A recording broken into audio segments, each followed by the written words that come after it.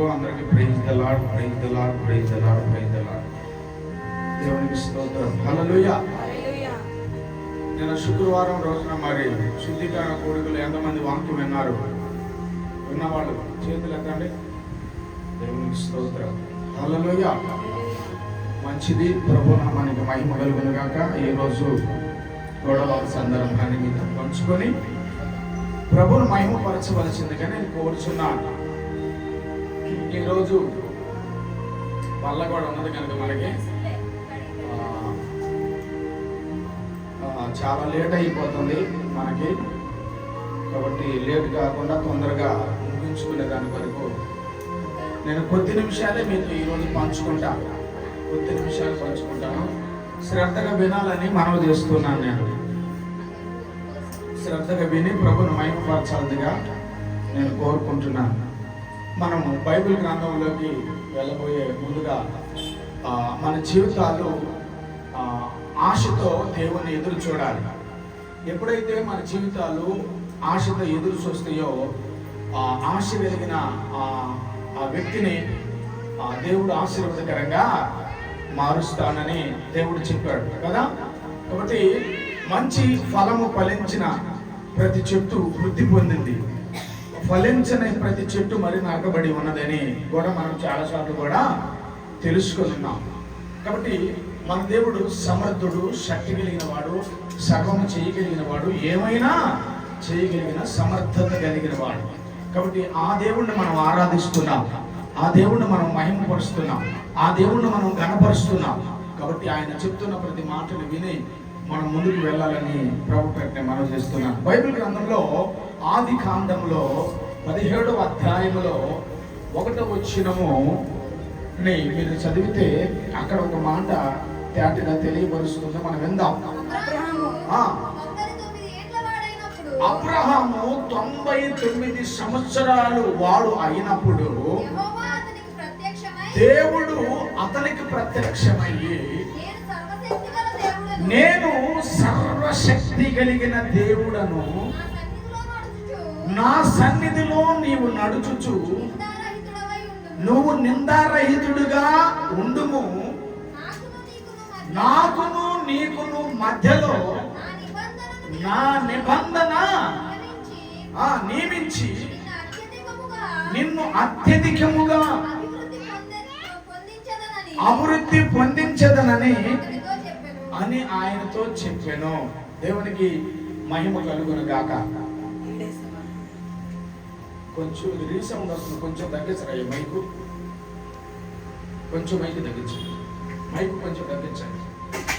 ఇక్కడ దేవుడు చెప్తున్నట్టు అద్భుతమైన సందర్భము ఒకటి ఉన్నది. అది అబ్రహాం గారికి తెలియపరుస్తున్నాడు. ఏమని తెలియపరుస్తున్నాడంటే 99 సంవత్సరాలు వయసు వచ్చినప్పుడు కూడా, శారమ్మకి 90 సంవత్సరాలు వచ్చినప్పుడు కూడా వచ్చినప్పుడు అబ్రహాములో ఒక కలవరం కనబడుతుంది. అబ్రహాములో ఒక కలవరము కనబడుతుంది. ఏమని కలవరం కనబడుతుంది అంటే, దేవుడు నన్ను ఆశీర్వదిస్తాను అని చెప్పాడు, దేవుడు నన్ను దీవిస్తాను అని చెప్పాడు, దేవుడు నాకు మాట అయితే ఇచ్చాడు. నా వయసు వచ్చేసి ఇప్పుడు 99 సంవత్సరాలు వచ్చింది. మరి నా భార్య వయసు వచ్చి 90 సంవత్సరాలు వచ్చింది. మరి దేవుడు ఇచ్చినట్టు వాగ్దానము నెరవేర్చబడదా అనే ఒక చిన్న సందేహం అనేది అబ్రహాములో ఉన్నది. ఇప్పుడు మన జీవితాల్లో కూడా ఇలాంటి నిరాశ, నిట్టూర్పులు కొన్ని సందర్భాల్లో కలుగుతూ ఉంటాయి. నిరాశ, నిట్టూర్పు మనల్ని బంధిస్తూ ఉంటుంది. నిరాశ, నిట్టూర్పు అనేది మన జీవితాన్ని పైకి లేవకుండా చేస్తూ ఉంటుంది. ఈ నిరాశ మన జీవితాన్ని అతలాకుతలం చేస్తూ మనల్ని విశ్వాసం వైపు మళ్లించకుండా విశ్వాసం లేని వైపు మళ్లించే దాని కొరకు ఎగిరిపడుతూ ఉంటుంది. అలాగే అబ్రహాం కూడా తన విశ్వాస జీవితంలో దేవుడు చెప్పిన మాటను అంగీకరించి విన్నప్పటికీ 99 సంవత్సరాల వయస్సు కలిగినప్పటికీ తన వయస్సుని చూసి తన యొక్క బలహీనతను గమనించి గుర్తించి అతడు అక్కడ కలవరం చెందటం అనేది మొదలుపెట్టాడు. అయితే అప్పుడు ప్రభు చెప్తున్న మాట ఏమిటంటే, అబ్రహామా, నేను సర్వశక్తి కలిగిన దేవుడును. చెప్పటి ప్రభువును మాట్లాడుతున్నాను. నేను సర్వశక్తి కలిగిన దేవుడును. నువ్వు కంగారు పడాల్సిన అవసరం లేదు. ఇప్పుడు నీకున్న బలహీనతను బట్టి కలవరపడుతున్నావేమో, ఇప్పుడు నీకున్నట్టు ఇరుకును బట్టి నువ్వు కలవరపడుతున్నావేమో, ఇప్పుడు నీకున్నట్టు నిందను బట్టి నువ్వు అవిధేయత చూపిస్తున్నావేమో. నువ్వు అవిధేయత చూపించొద్దు. నేను మాట ఇస్తున్నాను. నేను ఏమని మాటిస్తున్నాను తెలుసా? నేను సర్వశక్తి కలిగిన దేవుడు అని నువ్వు తెలుసుకున్నట్లుగా, నేను సర్వశక్తి కలిగిన వాడినని నువ్వు అర్థం చేసుకునేటట్టుగా నేను నిన్ను ఆశీర్వదిస్తాను అని చెప్తున్నాడు ఇక్కడ దేవుడు. హల్లెలూయా. ఆశీర్వాదం మనుషుల ద్వారాగా మనకు కలగదండి. ఆశీర్వాదం మనుషుల ద్వారాగా, డబ్బు ద్వారాగా మనకు కలగదండి. ఆశీర్వాదం మనకి కలగాలంటే అదిగో ఆ సర్వోన్నతుడైన దేవుని వల్లే ఆశీర్వాదం మనకి కలుగుతుంది. లేకపోతే ఈ యొక్క ఆశీర్వాదం అనేది మన జీవితంలో కలగదు. మరొక మాట అంటున్నాడు ఇక్కడ, చూడండి, కీర్తన 77వ కీర్తన 14వ వచనం ఒకసారి చూడండి. 77వ కీర్తన 14వ వచనం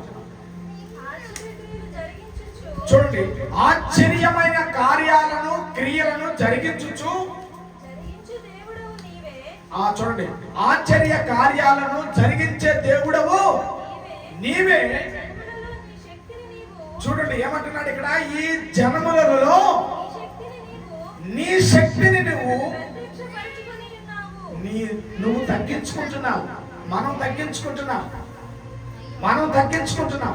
అందుకే ఇక్కడ ఇంకొక మాట కూడా ఏమంటారంటే, ఈ భూమి అనే ప్రపంచం మీద 3 శక్తులు పనిచేస్తుంటాయి.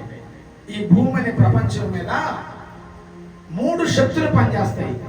ఆ 3 శక్తులు ఏమిటంటే, మొట్టమొదటిది దేవుని యొక్క శక్తి, రెండవది వచ్చి మనుషుని యొక్క శక్తి, మూడవది వచ్చేసి సాతాను యొక్క శక్తి. ఈ 3 శక్తులు పోరాటం చేస్తూ ఉంటాయి. ఈ 3 శక్తులు పోరాటం చేస్తుంటాయి ఈ భూమి అనే ప్రపంచం మీద. ఈ భూమి అనే ప్రపంచం మీద 3 శక్తులు పోరాటం చేస్తూ ఉన్నప్పుడు దేవుని యొక్క శక్తి ఏమని చెప్తుందంటే, నేను సర్వశక్తి కలిగిన వాడిని అని చెప్తుంది. దేవుని శక్తి ఏం చెప్తుంది? నేను సర్వశక్తి కలిగిన వాడిని అని చెప్తుంది. మనుషుని యొక్క శక్తి కూడా, నాకు కూడా చాలా శక్తి ఉందని కోరుకుంటాడు. చూడండి, మనుషుని యొక్క శక్తి, వాడు కష్టపడి పని చేయగలిగితే 45 సంవత్సరాలు 50 సంవత్సరాలు వచ్చేంత వరకు ఒకవేళ చేయొచ్చేమో. ఆ తర్వాత అతని యొక్క బలం ఏమైపోతుంది? ఉడికిపోతుంది. అతని యొక్క బలము పనిచేస్తుందా? పనిచేయదు. కానీ ఆ బలం కూడా దేవుని మీదనే ఆధారపడితేనే నీకు 30 అయినా 40 అయినా 50 అయినా, లేకపోతే ఆ తర్వాత కూడా నీకు నాకు బలము మనకి ఉండదు. అలాగే సాతాను యొక్క శక్తి ఎలాగ ఉంటుందంటే, సాతాను యొక్క శక్తి ఈ భూమి మీద కుటుంబాలు ఉన్నంత వరకు దాడి చేస్తానే ఉంటుందట. సాతాను శక్తి ఈ భూమి మీద కుటుంబాలు ఉన్నంత వరకు వాడు పాడు చేస్తానే ఉంటాడట. లోకం వైపు మళ్ళిస్తూనే ఉంటాడట. జగడాలు పెడతానే ఉంటాడట. మనుషుల మధ్యలో భేదాలు పెడతానే ఉంటాడట. అందుకే నేను ఒక సాగు తిన్నాను. సాతానుడికి 3 కుమార్తెలు ఉంటారట. సాతానుడికి 3 కుమార్తెలు ఉన్నారట. ఆ 3 కుమార్తెల్లో ఒక కుమార్తె ఏమని చెప్తుందంటే, నీవు మందిరానికి ఎందుకు వెళ్తున్నావు అని అంటదట. ఫస్ట్ కుమార్తె, పెద్ద కుమార్తె అంటదట, నువ్వెందుకు మందిరానికి వెళ్తున్నావు అని చెప్తుందట. అంటే దాని భావం ఏమిటి? వెళ్ళొద్దు అని, మందిరానికి వెళ్ళొద్దు నువ్వు అని. రెండో కుమార్తె చెప్తుందట, నువ్వు వెళితే వెళ్ళావు కానీ మందిరానికి వినొద్దు అని చెప్తుందట. ఏమని చెప్తుందట? వినొద్దు కదా. అందుకే ఈరోజు దేవుని వాక్యాన్ని వినేవాళ్ళు ఎంతమంది ఉన్నారో, వినని ఎంతమంది ఉన్నారో మీకు తెలుసు. మీతో పాటు మీకంటే ముఖ్యంగా ప్రభువుకు తెలుసు, నాకు తెలియకపోవచ్చు. ఒకవేళ నా వైపు చూసి మీరు వింటున్నట్టుగా ఉండి దాన్ని అమలాయించుకోలేకపోవచ్చు. ఇవి కూడా దేవుడు మిమ్మల్ని చూస్తూ ఉన్నాడు, అవునా కదా? అయితే సాతానుడు చెప్పే సోది ఏమిటంటే, వెళితే వెళ్ళావు, వెళ్ళు కానీ నువ్వు వినొద్దు అని అంటాడు. మూడో కుమార్తె చెప్తుందంట, సరితే వెళితే వెళ్ళావు, నాకు ఎందుకులే కానీ ఇవన్నీ నువ్వు మాత్రం చెప్పింది చెయ్యొద్దు అని చెప్తాడట. ఏం చెప్తాడట? చెప్పింది మాత్రము చెయ్యొద్దు అని చెప్తాడట. అందుకే ఈరోజు చెప్పింది ఎంతమంది చేస్తున్నారు? ఈరోజు చెప్పింది ఎంతమందికి చేస్తున్నారో, చెప్పింది ఎంతమంది చేయట్లేదో అది మన మనస్సాక్షికే మనకి తెలుసు. అయితే ఇక్కడ దేవుడు చెప్తున్న మాట ఏమిటంటే, అబ్రహాముని పిలిచి, అబ్రహాము సర్వశక్తి కలిగిన దేవుడు నేనని అబ్రహాముకు మాట ఇస్తూ ఉన్నాడు. నీకు నాకు మధ్యలో ఒక నిబంధన ఉంచాను, నీకు నాకు ఒక మధ్యలో నిబంధన ఉంచాను. నీ ద్వారాగా ఈ భూమి ప్రపంచాన్ని మొత్తాన్ని నేను నింపుతాను, వారందరూ నేను ఆశీర్వదిస్తాను, వారందరూ నేను దీవిస్తాను. నేను మాటిచ్చి తప్పుకునే దానికి నరుడిని కాదు అని ఇక్కడ ఆ సర్వశక్తి కలిగిన దేవుడు మనతో చెప్తూ ఉన్నాడు. ఆయన తలుసుకుంటే ఏమైనా చేయగలడు, ఆయన తలుసుకుంటే ఏమైనా ఇవ్వగలడు. బట్ నువ్వు చేయాల్సింది ఏంటంటే మందిరానికి వెళ్ళాలి, నువ్వు చేయాల్సింది ఏంటంటే చెప్పింది వినాలి, నువ్వు చేయాల్సింది ఏంటంటే చెప్పింది చెయ్యాలి. ఈ మూడు కానీ నువ్వు చేయగలిగితే నీ జీవితంలో దేవుడు చేసే అద్భుతమైనది, ఆశ్చర్యమైన కార్యాలు మరి ఎన్నో కనబడుతూ ఉంటే దేవుడు ఇక్కడ మనకి తెలియపరుస్తూ ఉన్నాడు. అందుకే ఆది కాండంలో ఒక మాట రాయబడం చూడండి, 12వ అధ్యాయం 1వ వచనము. ఆది కాండం 12వ అధ్యాయం 1వ వచనము చదువు తల్లి. యెహోవా నీవు లేచి ఈ దేశము నుండి, నీ బంధువుల యొద్ద నుండి, నీ తండ్రి ఇంటి నుండి నువ్వు బయలుదేరి నేను నీకు ఏమైతే చూపించానో ఆ దేశమునకు నువ్వు వెళ్ళుము. నేను చూపించిన దగ్గరికి నువ్వు వెళ్ళుము. అక్కడ నిన్ను ఆశీర్వదిస్తాను, అక్కడ నేను నిన్ను దీవిస్తాను, అక్కడ నేను నిన్ను మహిమకరంగా ఉంచుతాను, అక్కడ నేను నీకు దీవెనకరంగా ఉంచుతాను. అనేక మంది నీ మాట వినేటట్టుగా నేను చేస్తాను. నా కాడ శక్తి లేదనుకోవద్దు, నా కాడ బలం లేదనుకోవద్దు. నేను సర్వశక్తి కలిగిన దేవుడునని నాకు పేరున్నది. నేను సర్వశక్తి కలిగిన దేవుడిని, నేను ఏమైనా చేయగలను. గర్భం మూసివేస్తే గర్భాన్ని తెరవగలను. సాతాను పట్టి పీడిస్తుంటే సాతానుడు నేను తోలివేయగలను.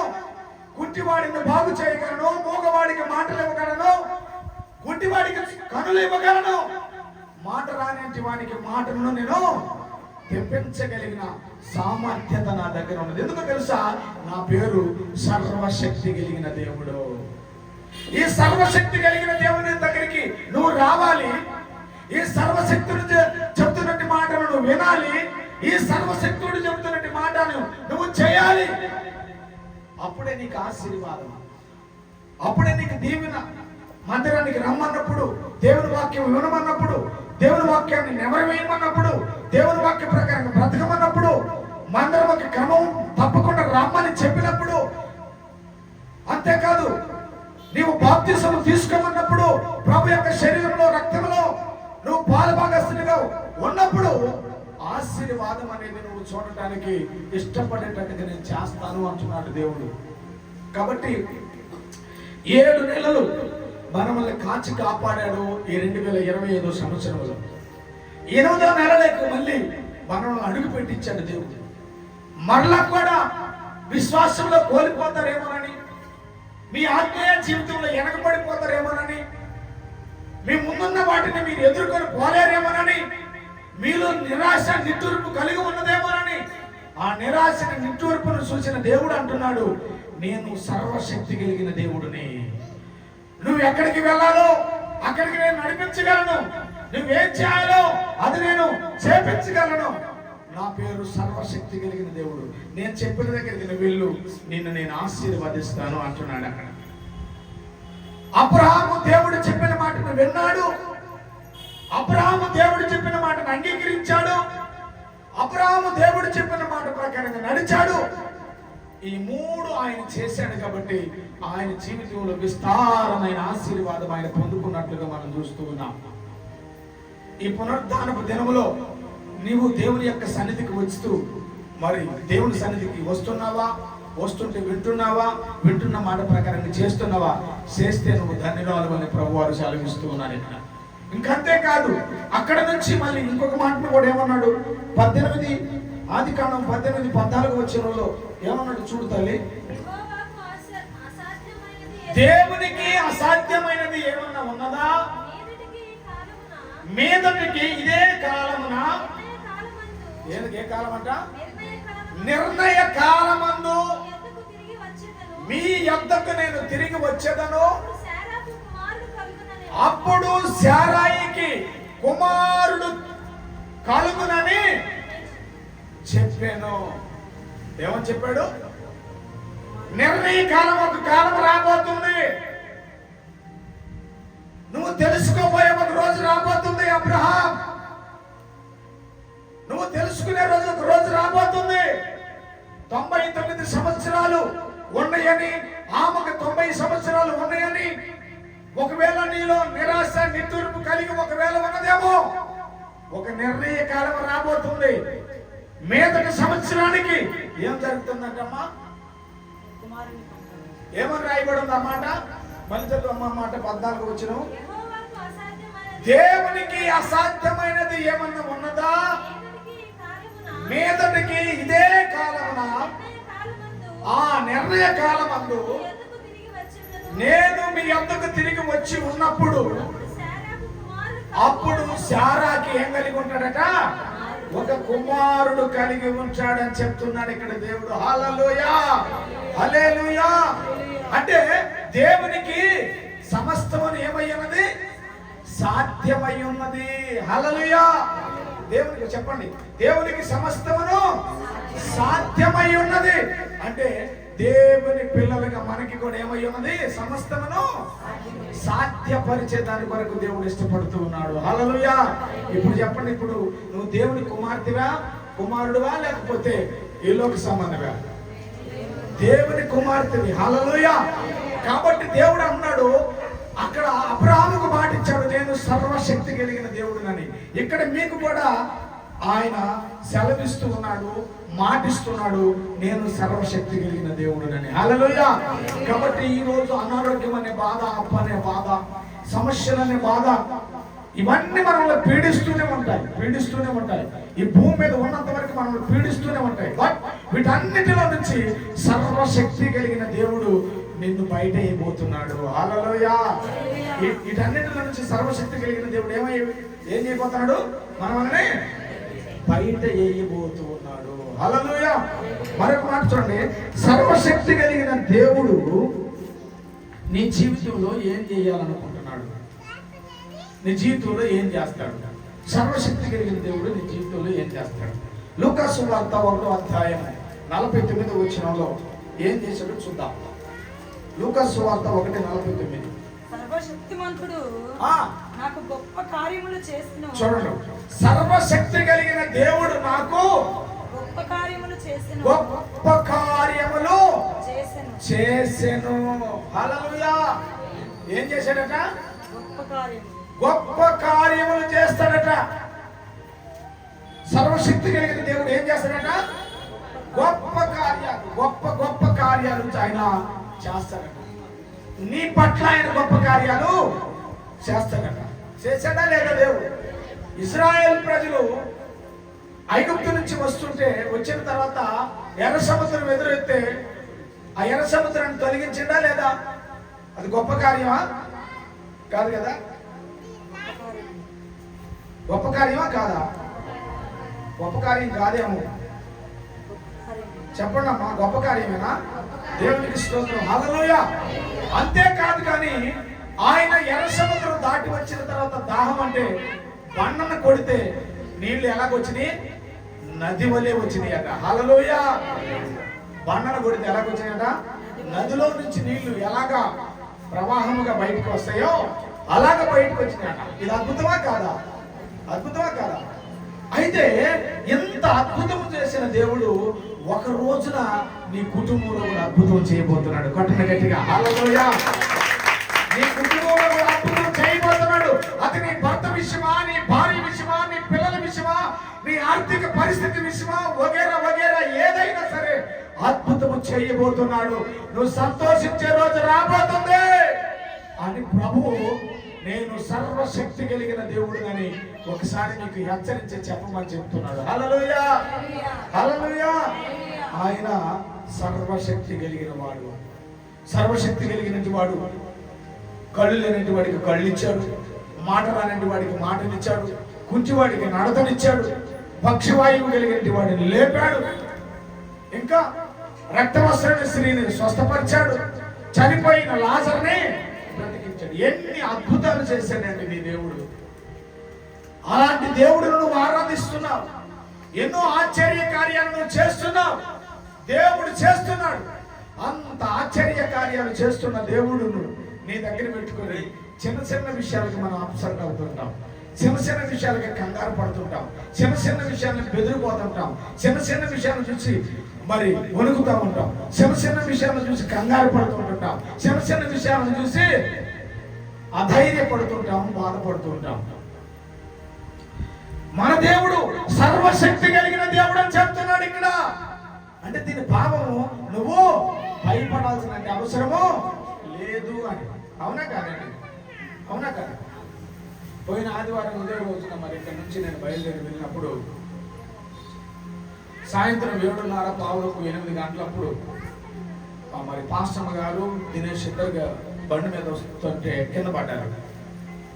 కింద పడి మోకాలు గుద్దుకుపోయింది. అయితే అది ఆ కాలు ఉన్నది ఎంతలావో అంత 2 ఇంతలు వాసింది. మోకాల నుంచి ఒక అడుగు పైకి, అక్కడి నుంచి కిందికి వాసిపోయింది. అన్ని మనుషుల్లోనే ఇప్పుడు అన్ని మనుషుల్లోనే. నా దేవుడు సర్వశక్తి కలిగిన వాడు. చప్పట్లు కొట్టి గట్టిగా హల్లెలూయా. అయినప్పటికీ నా దేవుడు సర్వశక్తి కలిగిన వాడు. ఆ ప్రాబ్లం ద్వారా ఏదో నేర్పించబోతున్నాడు. ఆమేన్, హల్లెలూయా. ఆ సమస్య ద్వారా ఏదో నేర్పించబోతున్నాడు. నీకున్న సమస్య ద్వారా దేవుడు ఏదో నేర్పించబోతున్నాడు. కాబట్టి నీ దేవుడు సర్వశక్తి కలిగిన వాడు. హల్లెలూయా. నీకు శ్రమ వచ్చిందని, కష్టం వచ్చిందని, బాధ వచ్చిందని మౌనంగా ఉండొద్దు. నీ దేవుడిని చూసి నువ్వు ధైర్యపరచబడు. దేవుడు నిన్ను లేపబోతున్నాడు. హల్లెలూయా. సర్వశక్తి కలిగిన వాడు. ఆయన గర్భమును చీల్చేవాడు, గర్భమును తెరిచేవాడు. నీ సమస్య ఏదన్నా నీకు పరిష్కారం చేయగలిగిన వాడు ఆయన. ఒక సమస్య వచ్చిందంటే ఒక అనుభవాన్ని మనకు నేర్పిస్తాడు. ఒక సమస్య వచ్చిందంటే ఆ సమస్యలో ఒక అనుభవం మనకు ఉంటుంది. అనుభవం అంటే పెళ్లి కాని అమ్మాయికి పెళ్ళైన బిడలు పుట్టినంటే అమ్మాయి యొక్క అనుభవం ఏమన్నా తెలిసిందా? చెప్పండి. లేదు, పెళ్లి కాకుండా పెళ్ళై బిడలు పుట్టకపోతే అనుభవం ఏమన్నా బిడ్డలు కలగని అమ్మాయికి ఏమన్నా తెలిసిందా? నో, తెలియదు. అలాగే ప్రతి దానికి ఒక అనుభవం ఉంటుంది. మనకి ప్రతిదీ ఒక అనుభవం ఉంటుంది. ఆ అనుభవం నేర్పించేవాడే సర్వశక్తి కలిగిన వాడు. హల్లెలూయా. కానీ ఈ రోజు మనం ఏం చేస్తున్నామంటే సమస్య వస్తే దానికి బెదిరిపోతున్నాం, సమస్య వస్తే దానికి వెనకడుగేస్తున్నాం, సమస్య వచ్చిందంటే దాన్ని చూసి భయపడుతున్నాం. కానీ దేవుడు అన్నాడు, నేను సర్వశక్తి కలిగిన వాడిని, ఎంత అద్భుతం చేయగలిగిన వాడిని నిన్ను పక్షమును పెట్టుకొని దానిని చూసి నువ్వు భయపడతావా? పేతురు నడువు అన్నాడా లేదా? నేల మీద అన్నాడా లేదండి? నిలబడినప్పుడు నడిచాడా లేదా? నడిచాడు. హల్లెలూయా. మన దేవుడు మనల్ని శ్రమల్లో కూడా నడిపించగలిగిన దేవుడు. హల్లెలూయా. కష్టాల మధ్యలో నడిపించగలిగిన వాడు. హల్లెలూయా. నిందల మధ్యలో నడిపించగలిగిన వాడు. హల్లెలూయా. అవమానాల మధ్యలో నడిపించగలిగిన వాడు. హల్లెలూయా. ఈ దేవుడు సర్వశక్తి కలిగిన వాడు. ఆమేన్, హల్లెలూయా. అంత గొప్ప కార్యములు చేస్తాడు మన దేవుడు. కొంతమంది భక్తులు నాకు చెప్పారు, నీ కాలుకి దెబ్బ తగిలింది కదా, ఏమి వారం బాగపోతే, ఇంట్లో ఆమెకు బాగలేదు కదా, ఏమి వారం బాగపోతే మరి ఏమని మీరు ప్రార్థన చేస్తున్నారు, ఏంది మీకు తగిలిందే తగులుతుంది అన్న భక్తులు కూడా ఉన్నారు నాతో. వాళ్ళ దారి చూసి నవ్వుకొని నా మనసులో, నా దేవుడు సర్వశక్తి కలిగిన వాడు, పెద్ద సభలు గట్టిగా ఆ అనుభవం అవతల వ్యక్తికి ఎందుకు వచ్చిందండి? వచ్చిందా? రాదు కదా. అందుకని మనం చెప్పాలి, మన దేవుడు సర్వశక్తి కలిగిన వాడు. నువ్వు ప్రతిసారి ఆయన అదే విధంగా పొగడాలి, అదే విధంగా పొగడాలి, అదే విధంగా పొగడాలి. బండను చీల్చిన దేవుడు నీ భర్త హృదయాన్ని చీల్చి మార్చగలడు. బండను చీల్చిన దేవుడు నీ పరిస్థితులను తారుమారు చేయగలడు. బండను చీల్చిన దేవుడు నీకున్న కష్టాలను తొలగించగలడు. ఆయన సమర్థుడు. ప్రతిదానికి ఆయన సమర్థుడు. అంత శక్తి కలిగిన వాడిని నువ్వు ఆరాధిస్తూ ఇంకా పెరిగితనంతోనే, ఇంకా బాధతోనే, ఇంకా కన్యలతోనే, ఇంకా ఇబ్బందులతోనే మనం నలిగిపోతా ఉంటే దేవుడు చూసి ఇంకా ఏమి నేర్చుకుంటున్నారు వీళ్ళు నన్ను చూసి అని ఆయన బాధపడతాడు. ఏమైనా హల్లెలూయా. అందుకే నీతిమంతులకి ఆపదలు ఎన్నో వస్తాయి, కానీ వాటి అన్నిటిలో నుంచి ఉన్నదా లేదా 34 కీర్తన 19 వచ్చిన ఏమన్నాడు అక్కడ? నీతిమంతులకి కలిగే ఆపదలు అనేకములు, వాటన్నిటిలో నుండి యెహోవా వాణిని కొట్ట సపట్లు గట్టిగా హల్లెలూయా శేఖరించి ఖచ్చితంగా చెప్పాలా, నిన్ను ఆయన విడిపిస్తున్నాడు. చెప్పు, నిన్ను ఆయన విడిపిస్తున్నాడు, నిన్ను ఆయన విడిపిస్తున్నాడు. సర్వశక్తి కలిగిన వాడు నిన్ను విడిపిస్తున్నాడు. సర్వశక్తి కలిగిన వాడు నిన్ను విడిపిస్తున్నాడు. ఈ శేఖండి, సర్వశక్తి కలిగిన వాడు నిన్ను విడిపిస్తున్నాడు. చెప్పాలి శేఖరించి. సర్వశక్తి కలిగిన వాడు మనం నడిపిస్తున్నాడు. ఆయన సమర్థుడు, సమర్థుడు, సమర్థుడు. హల్లెలూయా. సమర్థుడు ఆయన, సమర్థుడు ఆయన. నీ అనారోగ్యమును చూసి నువ్వు భయపడద్దు, నీ కష్టాన్ని చూసి నువ్వు భయపడద్దు, నీకు జరుగుతున్న నష్టాన్ని చూసి నువ్వు భయపడద్దు. కానీ నీ సమస్య కంటే పెద్దవాడిగా ఆయన కనపడుతున్నాడు. ఆయనే సర్వశక్తి కలిగిన దేవుడు. ఇల్లు లేదని బాధపడుతున్నారా? ఒకవేళ ఆయన ఒక రోజున నిర్ణయ కాలం వచ్చింది. ఏమన్నా చెప్పాడు? ఆదికాండము 18వ అధ్యాయము 14వ వచనంలో ఏం చెప్పాడు? దేవునికి అసాధ్యమైనది ఏమైనా ఉన్నదా? మీదటికి ఇదే కాలమున ఆ నిర్ణయ కాలమందు మీకున్న సమస్యలన్నీ పోవును. కొత్త సపట్ల గట్టిగా హల్లెలూయా, హల్లెలూయా. దైవజనుడు దగ్గరికి వచ్చి దేవుడు మాట్లాడాడండి. అదే మాట ఇక్కడ మనతో కూడా పలుకుతున్నాడు. ఇక్కడ కష్టం లేనండి వాళ్ళు, ఇబ్బందులు లేనండి వాళ్ళు ఎవరన్నా ఉన్నారా? అందరము బాధల్లో ఉన్నామండి వాళ్ళని. కానీ మన దేవుడు సర్వమును చేయగలిగిన వాడు. హల్లెలూయా. అప్పటి వరకు మనం ఆగాలి అని దేవుడు తెలియపరుస్తున్నాడు. మొదటి సమూయేలు గ్రంథము 1వ అధ్యాయం, మొదటి సమూయేలు గ్రంథము 1వ అధ్యాయం 11వ వచనం చదువుతుంది. సైన్యములకు అధిపతియగు యెహోవా నీ సేవకురాలైన నాకు, చూడండి, కలిగి ఉన్న శ్రమను చూచి నీ సేవకురాలైన నన్ను నీవు మరువక, నన్ను జ్ఞాపకము చేసుకొని నీ సేవకురాలనైనా నీ సేవకుడనైనా నాకు మగ పిల్లవాడినే గాని పిల్లనే గాని దయచేసిన వెడల వాని తల మీదకి క్షౌరపు కత్తి తీసుకురాకుండా వాడు బ్రతికిన దినములన్నీ నేను వాడిని నీకు అప్పచెప్పుదనని. ఆమేన్, హల్లెలూయా. నీకున్న సమస్యలు కూడా ఆ తల్లి అట్ట అప్పచెప్పుతున్నట్టు నువ్వు అప్పచెప్పుదువు గాక. హల్లెలూయా, హల్లెలూయా, హల్లెలూయా. నీకున్న సమస్యలు ఏ అయితే ఉన్నాయో, నీకున్న కలవరాలు ఏ అయితే ఉన్నాయో, నీకున్న నిందలు ఏ అయితే ఉన్నాయో, నీకున్న బాధలు ఏ అయితే ఉన్నాయో, నీకున్న సమస్యలు ఏ అయితే ఉన్నాయో, ఏది నిన్ను ఇబ్బంది పెడుతుందో ఆ తల్లి ఏం చేసింది? అప్పచెప్పిందా? అప్పచెప్పలేదా? అప్పచెప్పిందా? అప్పచెప్పలేదా? చెప్పండి, అప్పచెప్పిందా? అప్పచెప్పలేదా? నీకున్న సమస్యలు నువ్వు ఇప్పుడు అప్పచెప్పాలి. చెప్పండి, మీ మనసులో చెప్పండి, ప్రభువా నాకున్న పరిస్థితి, చెప్పండి, నోటి చెప్పండి, నాకున్న పరిస్థితులన్నీ నీకు అప్పచెబుతున్నానయ్యా, నాకున్న సమస్యలు నీకు అప్పచెబుతున్నానయ్యా, నాకున్న బాధలు నీకు అప్పచెబుతున్నానయ్యా, నాకున్న క్లిష్ట పరిస్థితి నీకు అప్పచెబుతున్నానయ్యా. ఆ తల్లికి తీర్చిన రుణాన్ని నాకు మీరు తీర్చుదురు గాక. దేవునికి స్తోత్రం, హల్లెలూయా. మరి ఆ రీతిగా అడిగిన ఆ తల్లికి దేవుడు కార్యం చేశాడా చేయలేదా? చెప్పండి, గట్టిగా చెప్పాలి. చేశాడు అని గట్టిగా చెప్పాలి మీరు. ఏమైనా హల్లెలూయా. అలాగే మనకి దేవుడు చేయబోతున్నాడు. పట్టండి సపండి గట్టిగా, హల్లెలూయా, హల్లెలూయా. అదే సమయంలో 2వ అధ్యాయం 8వ వచనంలో కూడా ఇంకొక మాట రాయబడింది, చదువుతల్లి. చూడండి, దరిద్రులను అధికారులతో కూర్చుండబెట్టి పెట్టుటకును మహిమ కలిగిన సింహాసనమును మనకి స్వతంత్రుడుగా చేయుటకు చూడండి, మట్టిలో నుంచి ఎత్తువాడు ఆయనే. ఎవరినంట? దరిద్రులుగా ఉన్నవారిని అంటండి, దరిద్రంగా ఉన్నవారిని.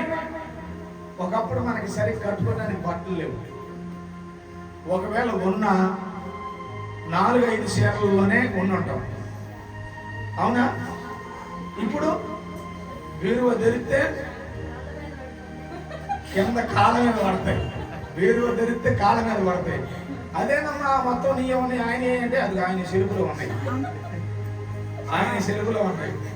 మనవి మాత్రం ఒకప్పుడు 4-5 చీరలు, ఒకప్పుడు 2-3 షర్ట్ ప్యాంట్లే. కొంతమందికి పాపం వేసుకోవడానికి కూడా సరైన బట్టలు ఉండేవి కాదు కదా. పేదరికం, దోమల్లో కుట్టుకుంటూ బయట ఫ్యాన్లు లేని పరిస్థితి, కష్టకాలంలో ఉన్నట్టు ఇబ్బంది, కనీసం టీ తాగుదాం అనుకున్న చేతిలో చిల్లిగా కూడా ఉన్న పరిస్థితి. అడిగినప్పుడల్లా 100 రూపాయలు ఉంటే నాకు నువ్వే ఉండి అన్న రోజులు మన రోజులు. కానీ ఈరోజు దేవుడు ఇదిగో ఎన్నిచ్చాడు, తిరిగి ఎన్నిచ్చాడు చెప్పండి, ఎన్నిచ్చాడు? ఒకప్పుడు ఇది ఒక్కటే మన అందరినీ విశ్రాంతి పరిచింది. నెక్స్ట్ ఇంకొకటి, మరొకటి, హల్లెలూయా, మీదటికి ఏసీ. సపట్లు కట్టండి గట్టిగా, హల్లెలూయా, హల్లెలూయా, హల్లెలూయా.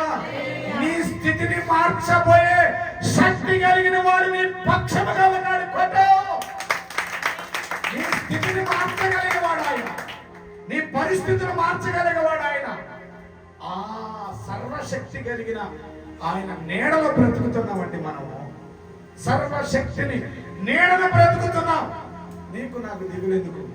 భయపడుతూ నీ ప్రార్థన గదిలోకి వెళ్ళినప్పుడు, అయ్యా నువ్వు సర్వశక్తి కలిగిన దేవుడు అని నేను ఈ రోజు తెలుసుకున్నాను, నాకు సహాయం చేయి, నాకు ద్వారమును తెరువనాయనా అని నువ్వు అడగగలిగితే దేవుడు గొప్ప కార్యములను చేయగలిగే శక్తిని ఇవ్వగలుగుతాడు. హల్లెలూయా. మన పితరులందరూ కూడా గొప్పవారుగా మారడానికి గల కారణం వాళ్ళ బలమా? వాళ్ళ బలముతోనా? నో, వాళ్ళ బలముతో కాదు. దేవుడు వారి పక్షముగా ఉండి నడిపించిన బలము ఈ రోజు నిన్ను కూడా నడిపించబోతున్నది. హల్లెలూయా. ఈ రోజు నిన్ను కూడా నడిపించబోతుంది. ఆ బలమును పొందుకున్న పిల్లలుగా మనం అందరం ఉండాలి అని ఆ సర్వశక్తిని నేడులో ఉన్న మనల్ని దేవుడు చెప్తున్నది మాట. దేవుడు గొప్ప కార్యములు చేస్తాను అని చెప్తున్నాడు. దేవుడు ఏం చేస్తాడంట? గొప్ప కార్యములను చేస్తాను అంటాడు. 2 సమూయేలు గ్రంథము 7వ అధ్యాయం 8వ వచనం. 2 సమూయేలు 7:8 వచనం. కాబట్టి నీవు నా సేవకుడైన దావీదుతో ఇలాగ చెప్పుము. నీవు నా సేవకుడైనట్టి దావీదుతో నువ్వు ఇలాగ చెప్పుము.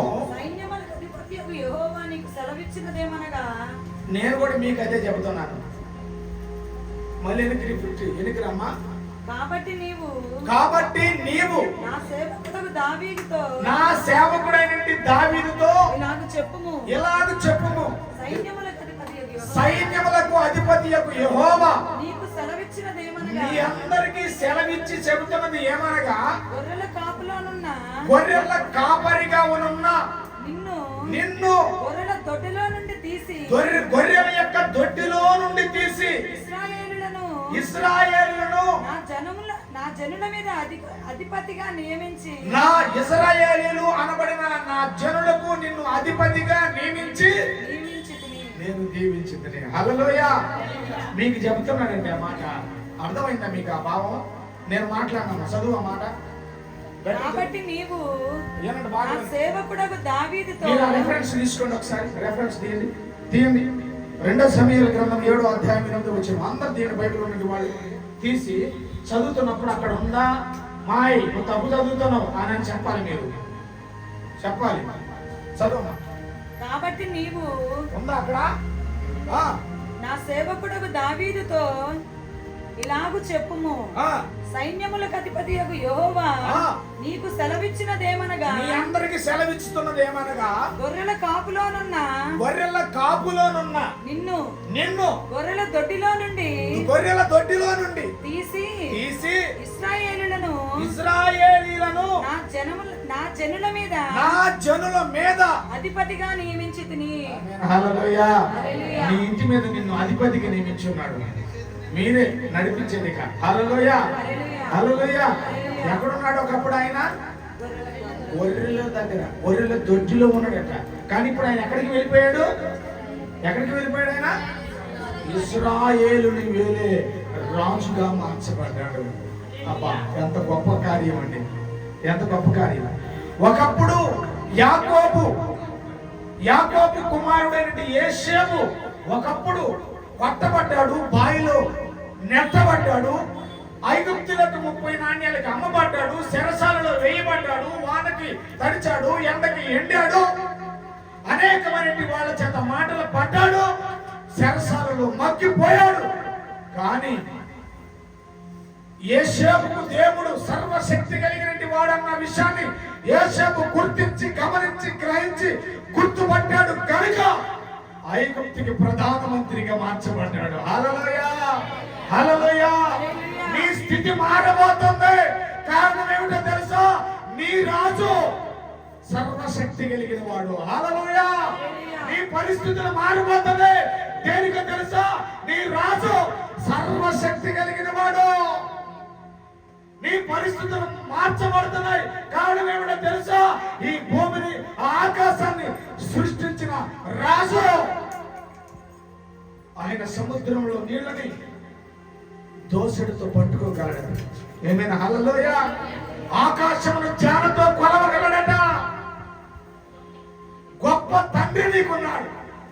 ఆయన చెప్తున్న మాట, గొర్రెల దొడ్డిలో గొర్రెల కాడ ఉన్న వారిని ఇశ్రాయేలీయులకు రాజుగా మార్చినట్లుగా, ఐగుప్తు పేదరికంలో ఉన్నప్పటికీ పేదరికం నుంచి తప్పించబడే దాని కొరకు చెరసాలైనా, బావి అయినా, కొట్టబడ్డా, అమల చేత తృణీకరించబడ్డా, చెరసాల నాయకులు అవమానపరిచినా, ఎండకి ఎండినా, వానకు తడిసినా, ఇన్ని కష్టాలు పడినా నా సర్వశక్తి కలిగిన వాడు నన్ను చూస్తున్నాడు అనే సందర్భాన్ని తెలుసుకోగలిగితే, అదే ఐగుప్తిలో ఉన్న రాజు కుమార్తెని ఇచ్చి పెళ్లి చేసి ప్రధానమంత్రిగా మార్చబడ్డాడు. హల్లెలూయా.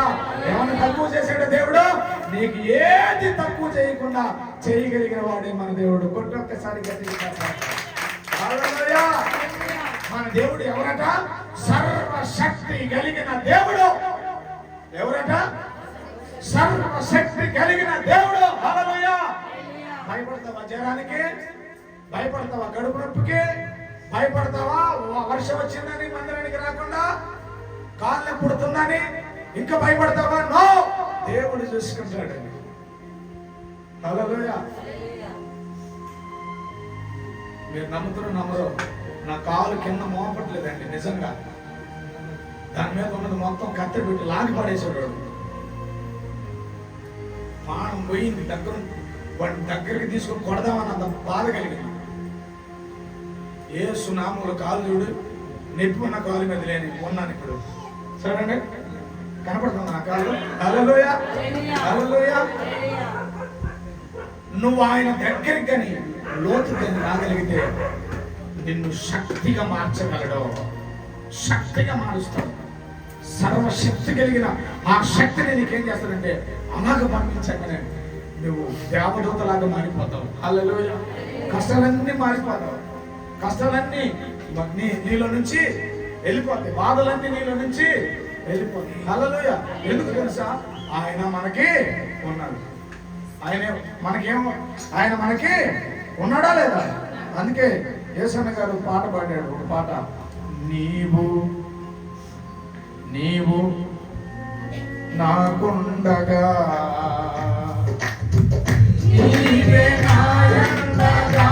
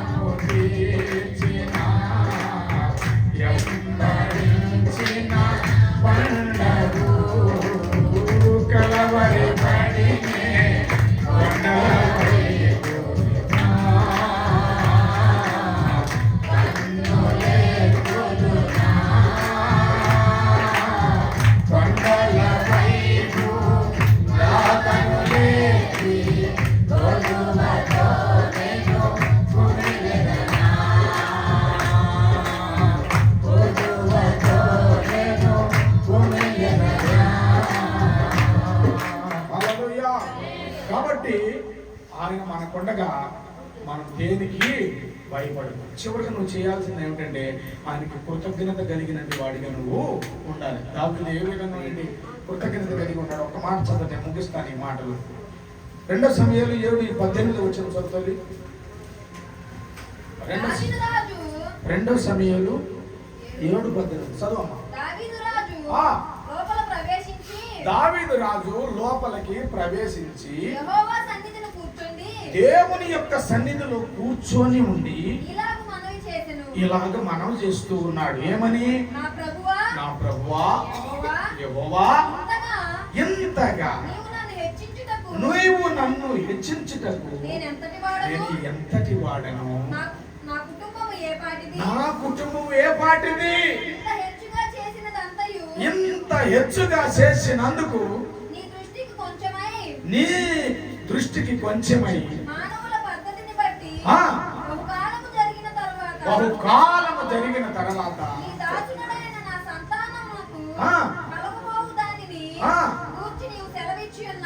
దేవునికి స్తోత్రం, సెలవిచ్చి ఉన్నావు. యెహోవా నా ప్రభువా, ఇక నీతో ఏమి చెప్పుకుందును? యెహోవా నా ప్రభువా, నన్ను చూడండి. దేవుడు ఎవరిని ఎరిగి ఉన్నాడంట? సింహాసనం మీద కూర్చొని ఎలాగ ఉన్నాడని ఎరిగి ఉన్నాడంట. అందుకే ఎంతగా నన్ను హెచ్చించుటకు నేను ఏ పాటి వాడిని. మనకి ప్రతి విషయంలో ఈ మాట గుర్తుకు రావాలి. అయ్యా, ఒకప్పుడు నేను నా భర్త పని దగ్గర గుడిసేసాడయ్యా, ఒకప్పుడు పని దగ్గర గుడిసేసాడయ్యా, గ్యాస్ కూడా లేదయ్యా, వర్షాకాలం కట్టెల పొయ్యిలో కట్టెలు ముట్టించి అన్నం వండుకున్న తిన్ని నా పిల్లలకు పెట్టుకున్న రోజులయ్యా. ఈరోజు నేను గ్యాస్ మీద వండుకునే శక్తిని నాకు ఇచ్చాడు. దేవునికి స్తోత్రం, హల్లెలూయా. నీ సమస్యని ఎంతగానో దేవుడు తీసుకుని వచ్చాడో దాన్ని బట్టి నువ్వు గుర్తు పెట్టుకోవాలి. దేవుని ఇంత దాకా తీసుకుని వచ్చిన వాడు ఇంకా పైవాడిగా నేను తీసుకొని పోబోతున్నాడు. ఏమైనా హల్లెలూయా. ఇంకా పైగా తీసుకుపోబోతున్నాడు. హల్లెలూయా. ఎందుకో తెలుసా? ఆయన పేరు సర్వశక్తి కలిగిన దేవుడు. ఆమేన్, హల్లెలూయా. ఈ దేవుడు, మన దేవుడు ఎవరు? సర్వశక్తి కలిగిన వాడు. ఆయన మనల్ని తీసుకొని వెళుతున్నాడు. అందుకు దావీదు ఆయన స్థితిని గుర్తుపెట్టుకొని గొర్రెల దొడ్లో ఉన్న విషయాన్ని, గొర్రెల కాడ తిరిగిన విషయాన్ని, ఎండకి ఎండిన విషయాన్ని, వానకు తడిసిన విషయాన్ని గుర్తుపెట్టుకుని ఇశ్రాయేలుకి రాజుగా చేసినావే, నేను ఏ పాటి వాడినయ్యా అని దేవుని దగ్గర కృతజ్ఞత చెప్తున్నాడు. అందుకే కనీసం అట్లీస్ట్ నువ్వు సాయంత్రం పూట పండుకోపోయేటప్పుడు ఒక్కటి రెండు కృతజ్ఞతలు ప్రభువు చెల్లించి నువ్వు పండుకోవాలి. ఏమైనా హల్లెలూయా. అప్పుడు నిన్ను దేవుడు మెచ్చుకుంటాడు. అప్పుడు నీ మనసును గుర్తిస్తాడు. కష్టములు ఉండి కూడా ఈ బిడ్డ నన్ను ఆరాధిస్తుంది, ఇబ్బందుల మధ్యలో ఉండి కూడా ఈ బిడ్డ నన్ను ఘనపరుస్తుంది, శోధన మధ్యలో ఉండి కూడా ఈ బిడ్డ నన్ను ఘనపరుస్తుంది కనుక నేను సర్వశక్తి కలిగిన దేవుడు అన్న విషయాన్ని మరొకసారి నా బిడ్డకి నేను గుర్తు చేయబోతున్నాను. హల్లెలూయా అని చెప్పడానికి ఈ మధ్యాహ్న కాల సమయంలో మన మధ్యలోకి దిగి ఉన్నాడు ఆయన. ఆమేన్. హల్లెలూయా. మరొకసారి కొట్టండి. ఏం కాదు. హల్లెలూయా. మన మధ్యలోకి దిగి ఉన్నాడు ఆయన. నేను సర్వశక్తి కలిగిన వాడిని, నేను మర్చిపోలేదు, నేను విడిచిపెట్టలేదు, నీకు నువ్వు వస్తున్న కన్నీళ్ళని విడిచిపెట్టేసి నా కొరకు ప్రార్థించు, నీ సమస్యల గురించి మర్చిపో, దానికంటే పెద్దవాడిగా నేను కనపడుతున్నాను, నేను ఆశీర్వదిస్తాను, దీవిస్తున్నానని దేవుడు చెప్పాడు. హల్లెలూయా. మన దేవుడు ఎవరు? ఆమేన్, ఆమేన్, హల్లెలూయా. ఈ విషయాన్ని మనం గుర్తుపెట్టుకుని ముందుకు వెళ్ళగలిగితే దేవుని మహా కృప కలిగిన ఆశీర్వాదం మనం అందరం పొందుకొని ముందుకు నడుచుదుము గాక ఈ ఆగస్టు నెల మొత్తం కూడా. ఆమేన్, హల్లెలూయా. మంచిది. దేవుని నామానికి మహిమ. ఈరోజు మరొక వర్తమానాన్ని ముగించాను. బలారాధన గురించి ఇంకా 2 విషయాలు చెప్పి నేను బంద్ చేయాలి.